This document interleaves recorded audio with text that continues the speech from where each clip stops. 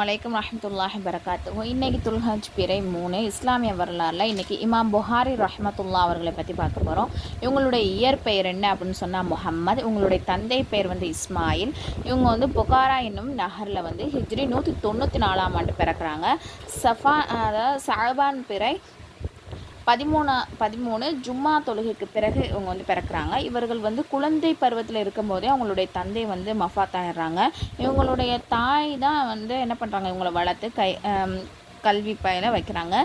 சிறு வயதிலேயே இமாம் புகாரி அவர்கள் பார்வை பறிப்போனது. இதனால் பெரிதும் துயரமடைந்த அவங்களுடைய தாய் அல்லாட்ட அழுது துவா செய்கிறாங்க. ஒரு நாள் இரவு கனவுல நபி இப்ராஹிம் அலைஹிஸ்ஸலாம் அவர்கள் தோன்றி உனது துவா அங்கீகரிக்கப்பட்டு விட்டது என்றார்கள். காலையில் எழுந்து பார்த்தால் மகனின் பார்வை மீண்டு இருந்தது. இமாம் அவர்கள் அறிவு கூர்மையும் தெளிந்த மனதையும் பெற்றிருந்தாங்க. சிறு வயதிலேயே ஹதீஸ்களை கேட்பதில் அதிக ஆர்வம் கொண்டிருந்தாங்க. ஹதீஸை கேட்ட உடனே அதை மனதில் பதிய வைத்து கொள்ளக்கூடியவங்களாக இருந்திருக்காங்க. இமாம் அவர்கள் தனக்கு 1,00,000 ஆதாரபூர்வமான ஹதீஸ்கள் தெரியும் என கூறியுள்ளாங்க. இமாம் அவர்கள் 23ஆம் நூற்றாண்டில் இமாம் அவர்கள் 23 நூலை இயற்றியிருக்காங்க. இவற்றின் மிகவும் பிரசித்தி பெற்றது உயர்வுமானதும் எனது சஹீஹுல் புகாரி எனும் நூலாக இருக்குது. இந்த நூலை தொகுக்க ஆரம்பிக்கும் போது ஒவ்வொரு ஹதீஸையும் பதிவு செய்வதற்கு முன்பு என்ன பண்ணுவாங்கன்னா, குளித்து தூய்மையாக நறுமணம் பூசி 2 ரக்காத் தொழுதுட்டு ஹதீஸை பதிவு செய்யக்கூடியவங்களாக இருந்திருக்காங்க. இது போன்று 16 ஆண்டுகளில் இந்த நூல் நிறைவு பெற்றது. ஹதீஸ் களஞ்சியத்தில் எல்லோராலும் ஏற்று போற்றப்படும் நூலாகவும் இது இருக்குது. இமாம் புகாரி ரஹமத்துல்லா அவர்கள் ஹிஜ்ரி 256ஆவது ஆண்டு ஷவ்வால் பிறை 10 இஷா தொழுகைக்கு பின் மஃபாத் ஆகிறாங்க. இன்னா லில்லாஹி வ இன்னா இலைஹி ராஜிஊன். அடுத்தது அல்லாஹ்வின் ஆற்றல், வைரமும் நிலக்கரியும். அல்லாஹ் தாலாவுடைய ஆற்றலை பார்த்தோம் அப்படின்னு சொன்னால், அவன் பூமிக்கு அடியில் அநேகமான உலகங்களை படைச்சிருக்கான். அவற்றில் கல் வடிவத்தில் உள்ள வைரமும் நிலக்கரியும் ஒன்று தான். இவை இரண்டும் ஒரே இனத்தை சேர்ந்தது அப்படின்னு சொல்லிட்டு ஆராய்ச்சியாளர் சொல்கிறாங்க. இருந்தாலும் உண்மையில் ஒரு தனிமம், அது என்னது ஒரு தனிமமாக தான் இருக்குது.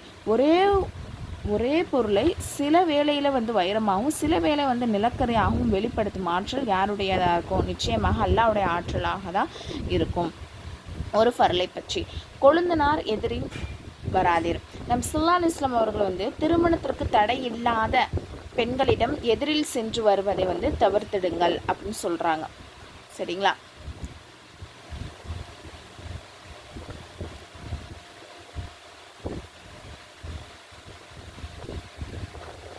ஒரு அன்சாரி சஹாபி யார சொல்லா கொழுந்தனார் பற்றி தாங்கள் என்ன கூறுகிறீர்கள் அப்படின்னு கேட்குறாங்க. அதற்கு நபியர்கள் கொழுந்தனார் என்பவர் மரணமாயிற்றே அப்படின்னு பதில் சொல்கிறாங்க. அதாவது மரணத்திற்கு எப்படி நம்ம அஞ்சுவது போன்று ஒரு பெண் தன்னோட கணவருடைய சகோதரிடம் அஞ்சி திரைமறைவில் இருக்கணும். ஒரு சுன்னத்தை பற்றி ருக்குவின் கைகளை முழங்கால் மீது வைப்பது. நம் ஸல்லல்லாஹு அவர்கள் ருக்குவின் போது தனது கைகளை முழங்கால் மீது வைத்து இருப்பாங்க. பார்வைகளுக்கு அவற்றை பிடித்திருப்பது போன்று தோன்றும். மேலும் 2 முழங்கைகளையும் சற்று வளைத்து விழாவை விட்டு விலக்கி வைப்பார்கள். ஒரு முக்கிய அமலுடைய சிறப்பு காபா ஆலயத்தை கண்டு துவா செய்து. நம் ஸல்லல்லாஹு அவர்கள் சொல்லியிருக்காங்க, 4 சந்தர்ப்பங்களில் வானத்தின் கதவுகள் திறக்கப்படுகிறது.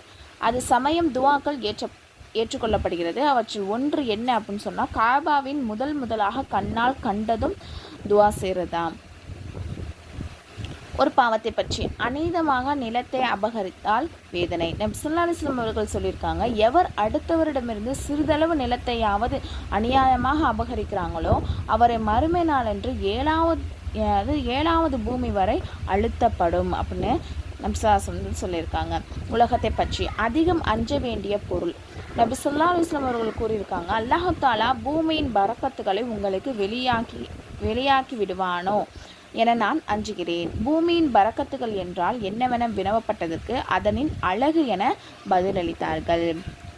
மறுமை பற்றி அல்லாஹுக்கும் ரசூலுக்கும் வழிபட்டால் அல்லாஹுக்கும் அவனுடைய தூதருக்கும் எவர் கீழ்ப்படிந்து நடக்கிறாரோ அவரை தோட்டங்களின் அவன் புகச் செய்வான். அவற்றின் கீழ் ஆறுகள் ஓடிக்கொண்டிருக்கும். அவற்றின் அவர்கள் நிரந்தரமாக இருப்பார்கள். இதுவே மகத்தான வெற்றியாகும். அல்லாஹ் தஆலா சூரா நிசால சொல்றான்.